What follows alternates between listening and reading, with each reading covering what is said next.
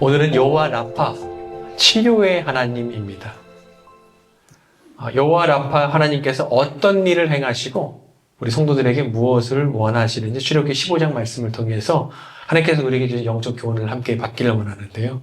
그 첫 번째는요, 하나님의 시험 앞에서 원망하지 않는 성도가 되자라는 것입니다. 이스라엘 백성들이 출애굽하여 이제 홍해 앞에 딱 다다랐습니다. 앞에서 이제 넘실대는 홍해가 있고 뒤에는 이제 이스라엘 백성들을 잡으려고 쫓아오는 애국 군인들이 있는 것입니다. 앞으로도 가지 못하고 뒤로도 가지 못하는 진퇴양난의 그런 상황입니다. 이때 하나님께서 넘실대는 홍해를 가르시면서 마른 길을 내셨습니다. 그리고 이게 뒤따라오던 애국 군인들이 홍해에 다다르자 홍해를 다시 합치셔서 이스라엘 백성들을 보호하시고 승리케 하시는 그런 일이 있었습니다.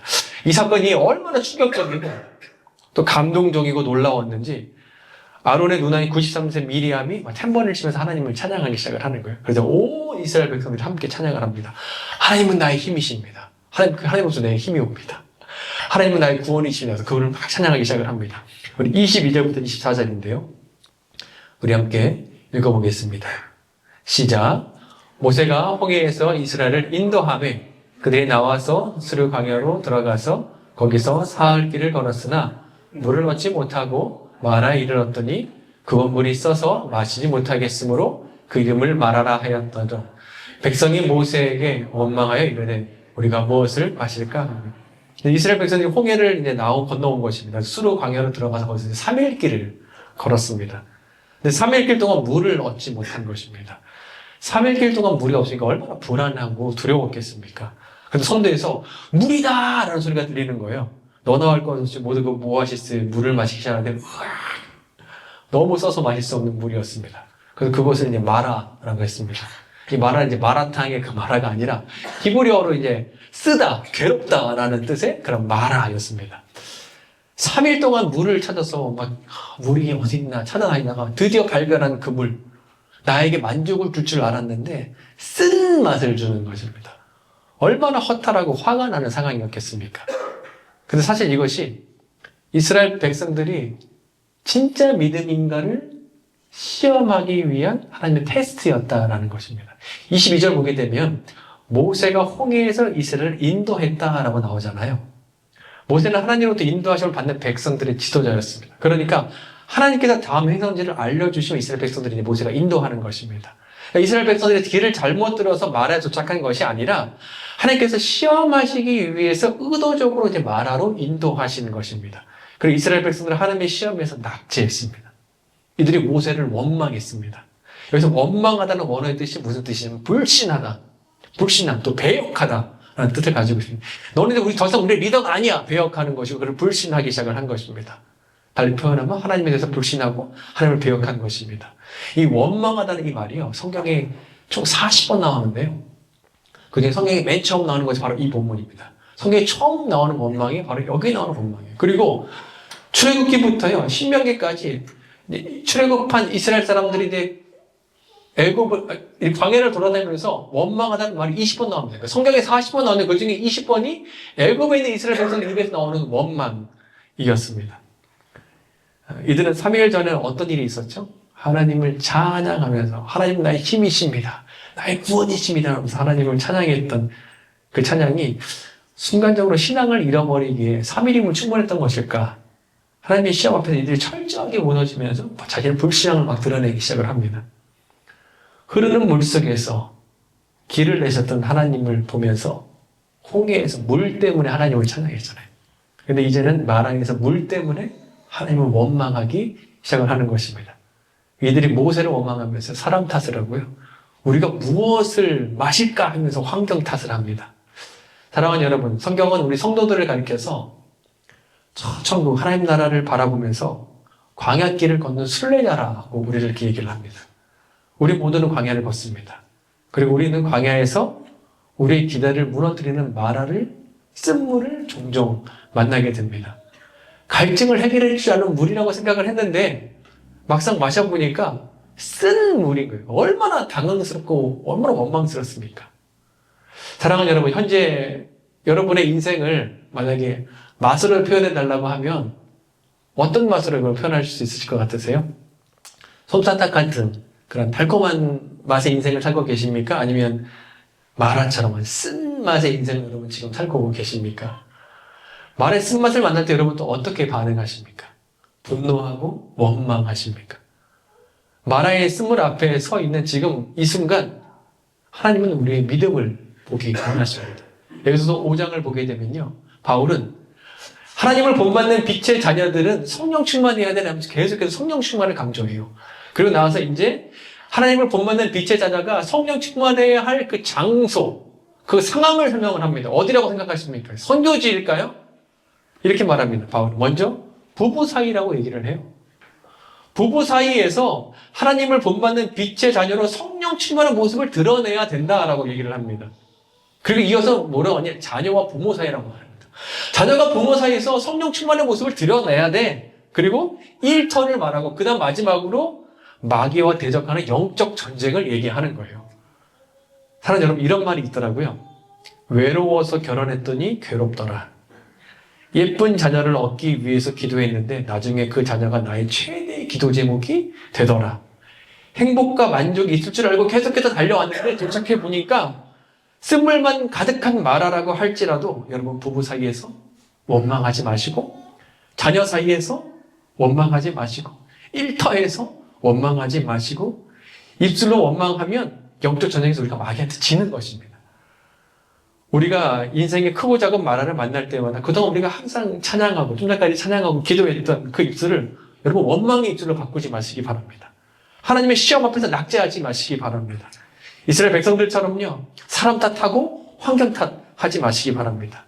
쓴물인 마라를 만날 때 이것은 하나님께서 나의 믿음을 보시기 위한 테스트구나.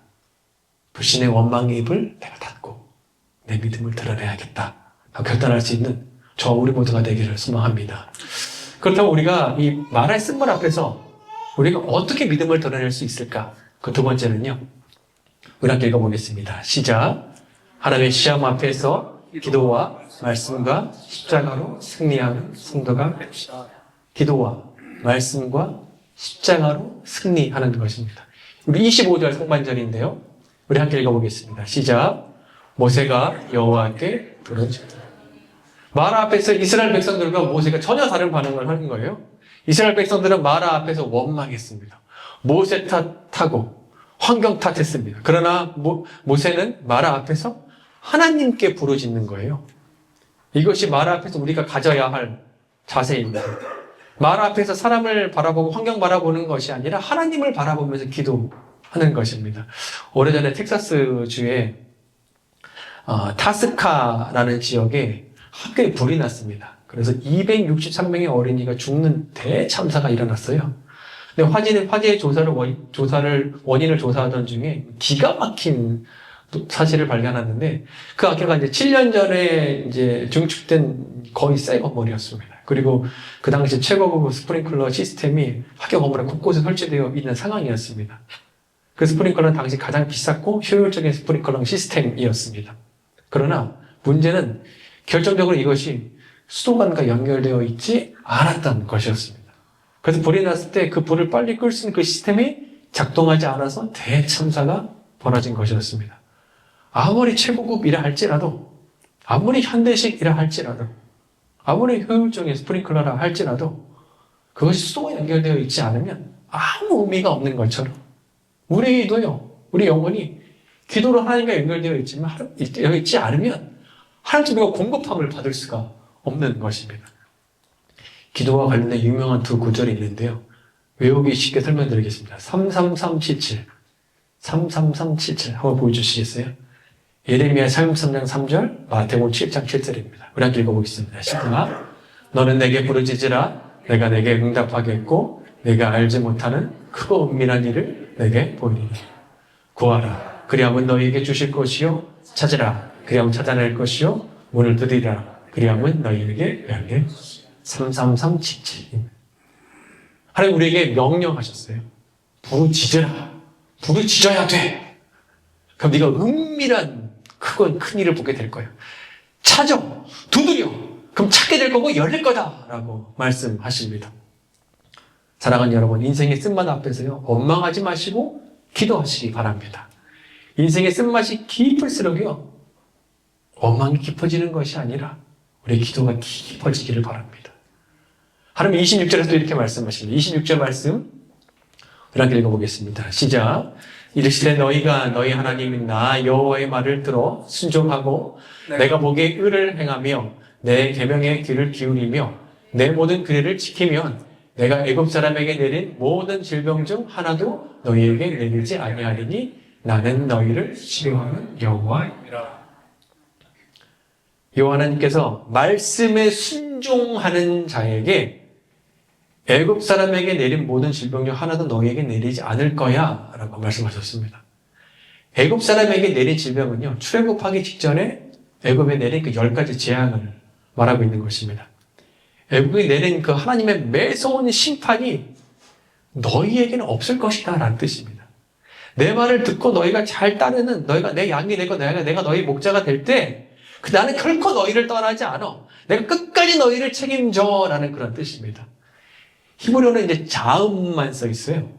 어릴 때부터, 아기 때부터 이제 성경을 듣잖아요. 그래도 자음만 있어도 자동적으로 모음이 되면서 성경을 읽을 수 있는 그런 훈련이 됩니다. 자음만 써 있는데요. 광야가요, 자음으로 이제 미드바르, 미음, 디귿, 비음이 그렇게 되어 있습니다. 근데 이것이 광야를 뜻한, 말씀을 뜻하는 나바르와 자음의 표기가 비슷합니다. 그리고 발음도 비슷해요. 이스라엘 사람들은요, 광야를 생각할 때 자동적으로 하나님의 말씀을 함께 떠올리게 됩니다. 아무것도 없는 광야입니다. 그곳에서 하나님의 말씀이 들리기 시작을 합니다. 조용한 광야이기 때문에 우리 하나님의 말씀이 더 크고 선명하게 들리는 것입니다. 그리고 그리스도인은 광야 한복판에서 하나님의 말씀을 듣고 순종하며 사는 사람입니다. 그때 하나님께서 나는 너희를 치료하는 여호와야. 내가 너를 끝까지 책임져 라고 말씀하십니다. 말씀하시죠. 나는 너희를 치료하는 여호와니라. 여호와 라파다 라고 말씀하시는 것입니다. 우리 하나님 여호와 라파 치료하시는 하나님이십니다. 하나님은 쓴물만 단물로 바꾸시는 그런 물만 교체하시는 그런 분이 아니세요. 하나님은 어려운 환경도 고쳐주시고 상한 마음도 고쳐주시고 아픈 질병도 고쳐주시는 분이십니다. 이제 우리가 한번 가슴에 손을 얹고 저를 한번 따라해 보시겠습니까? 가슴에 한번 손을 얹어주세요. 말씀 함께 한번 읽어볼까요? 이사야서 말씀부터 함께 한번 읽어보겠습니다. 시작. 그리하면 내 빛이 아침같이 비칠 것이며 내 치유가 분석할 것이며 내 의가 내 앞에 행하고 여호와의 영광이 내 뒤에 말라고 말씀입니다. 내 이름을 경외하는 너희에게는 의로운 해가 떠올라서 치료하는 광선을 말하니 너희가 나가서 외양간에서 나온 성아지같이 뛰리라. 아멘. 하나님께서 마크 형제님 고쳐주시면 너무 감사합니다. 하나님의 은혜입니다. 치료하는 하나님을 찬양합니다. 지금 미국 가운데 혹시 어려운 환경 가운데 있으신 분들, 상한 마음을 갖고 계신 분들, 아픈 육체를 갖고 계신 분들이 있다면 여호와 라파 하나님께서 꼭 치료하셔서 이 말씀이 여러분의 삶에 임하기를 소망합니다. 프란시스가 고향에 있을 때 하루는 자기 집 앞에 우물에서 물을 기르는 한 사람을 관찰하고 보게 된 거였어요. 근데 이 사람이 물을 기를 때 좀 한 가지 특이한 행동을 하는데 그냥 물통에서 물을 우릴 때쯤 돼서 큰 나무 그 토막을 그 물통에다 탁 던지는 거예요. 그 다음에 물을 끌어올리기 시작을 하는 것이었습니다. 이를 신기하게 이제 프란시스가 그 사람에게 이유를 물어보았어요. 그가 이렇게 대답했습니다. 물을 터올릴 때 나무 토막을 물통에 넣으면요, 물이 요동치지 않아서 물이 밖으로 흘러 넘치는 것을 최대한 막을 수 있습니다. 반대로 나무 토막을 물통에 넣지 않으면요, 막이 이리저리 올리면서 흩어내기 때문에 나중에 출렁거려서 울리면 물이 반밖에 없습니다. 얘기를 하는 거예요. 이 말을 들은 프란시스가 크게 깨달음이 있어서 친구에게, 그 당시 너무 마음적으로 힘들었던 친구에게 이렇게 편지를 씁니다. 친구, 우리는 얼마나 자주 흔들리는 마음의 물통을 가지고 있는지 모르네. 두려움으로 흔들리는 마음, 고통으로 심하게 요동하는 마음, 절망으로 부서지는 마음. 이것은 마치 심하게 흔들리고 출렁거리는 물통과도 같이. 그러나 거기에 십자가의 막대기를 던져보게 라고 얘기한 겁니다. 상한 마음이 혹시 막 요동치는 분들 계신가요? 하나님의 끝없는 영원한 사랑이 농축되어 있는 그 십자가가 여러분의 흔들리는 마음을 붙잡아 주실 것입니다. 하나님은 어려운 환경도 상한 마음도 아픈 육체도 고쳐줄 수 있는 분이십니다. 근데 그러면 우리가 이제 의문이 들기 시작을 하는 거잖아요. 하나님이 모든 병을 다 고쳐주시는가? 내가 기도해도 그렇지 않던데 과연 여호와 라파 하나님 맞으시는가? 성경을 보게 되면 하나님께서 시한부 선고받은 히스기야도 고쳐주시잖아요. 생명을 연장시켜주시고 예수님께서 여러 환자도 고쳐주십니다. 그러나 반대로 정말 질병 때문에 자신의 질병 때문에 간절히 기도했던 그 바울은 고침을 받지 못합니다. 그리고 심지어 예수님의 제자들은 젊은 나이에 일찍 생을 마감하기도 합니다. 하나님의 치료는요, 그분의 주권과 선하신 하나님의 계획과 목적 아래서 이루어지는 것입니다. 어떤 성도는요, 히스기야처럼 고침을 받을 수 있습니다. 근데 어떤 성도는 바울처럼 병을 갖고 살아갑니다. 어떤 성도는 예수님의 제자처럼요, 일찍 생을 마감하기도 합니다. 병을 고침받은 성도도요, 시간이 지나면 또 다른 병에 걸릴 수도 있고요. 나이가 들어서 결국은 죽게 됩니다. 그러니까 우리 모두는 큰 그림에서 보게 되면 우리 모두 궁극적으로 다 죽음을 향해서 가고 있는 사람들입니다. 그러나 제가 앞에서 언급한 환경의 치료나 마음의 치료나 육체의 치료와는 비교할 수 없는 여호와 라파, 치료의 하나님께서 행하시는 아주 근본적이고 핵심적이고 중요한 치료가 있는데 그것은 하나님께서 우리 영혼을 치료해 주신다라는 것입니다. 죽음 이후에 영원히 우리가 어디에서 누구와 함께 살지를 정할 수 있는 그 영원 구원을 하나님께서 해 주신다라는 것입니다. 25절 중반절인데요. 우리가 읽어보겠습니다. 시작. 여호와께서 그에게 한 나무를 가리키시니 그가 물에 던지니 물이 달게 되었더라. 마라의 쓴물 앞에서 모세가 부르짖으면서 기도할 때 하나님께서 그 나무 토막 한번 집어넣어봐 라고 얘기했습니다. 그래서 물을 던졌습니다. 그러자 그 쓴물이 단물로 변하게 되었습니다. 여기서 나무는 무엇을 상징할까요? 예수 그리스도의 십자가를 상징합니다. 쓴물에 나무가 던져졌을 때 쓴물이 완전히 변해서 단물이 된 것처럼 마라처럼 쓰디쓴 인생에 예수님의 십자가가 던져지면 부딪히면 영원한 생명을 소유하는 하나님의 자녀로 거듭나게 되는 것입니다. 죄로 인해 죽은 영혼, 소망 없는 그 영혼이 예수님의 십자가의 용서하심을 받게 되면 그때부터 용서받고 살아나는 그런 역사가 일어나게 되는 것입니다. 해밀턴 성경학자가요, 이 마라 사건과 나중에 나오는요, 예수님 혼인자증, 간의 혼인자증, 물이 포도주로 변하는 사건, 두 사건을 연결시키는 거예요. 마라의 사건은 광야에서 생긴 첫 번째 기적이었습니다. 그리고 가나 혼인자증 예수님이 첫 번째 기적이었어요. 그 두 사건 모두 3일째 되던 날에 시작됩니다. 그리고 마라의 쓴물에 나무가 던져졌을 때 물이 달게 된 것처럼 발 씻는 정결례의 물에 예수님 말씀이 임하자 극상품의 포도주로 변하게 되었습니다. 우리가 한 걸음 좀 뒤로 물러가서 하나님의 영원한 시각에서 거시적인 관점에서 우리 영혼들을 바라본다면 우리 영혼은 다 지옥으로 가고 있는 사람들이었습니다. 그런데 예수 그리스도의 십자가가 지옥으로 해가는 인생을 돌이키게 하시고 하나님의 자녀를 거듭나게 하시고 영생을 갖게 하신 대변혁의 사건이 일어난 것입니다.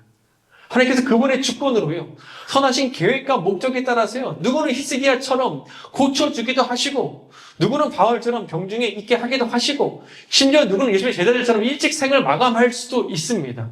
그러나 현재 우리가 모든 상황을 다 이해할 수는 없지만 우리가 천국에 가게 되면 주님을 만날 때 다 이해하게 될 것입니다. 그런데 우리가 어떤 형편에 다 처해 있든지 간에 십자가를 통해서 우리가 영원한 생명을 소유했다면, 하나님의 은혜를 우리가 구원받았다면, 하나님의 자녀가 되었다면 우리 모두는 어떤 상황에 처해 있든지 우리가 동일하게 고백할 수 있는 한 가지는 뭐냐면 십자가를 통해서 영원한 생명을 소유한 내 영혼 주님 안에서 안전합니다 라고 고백하는 것입니다.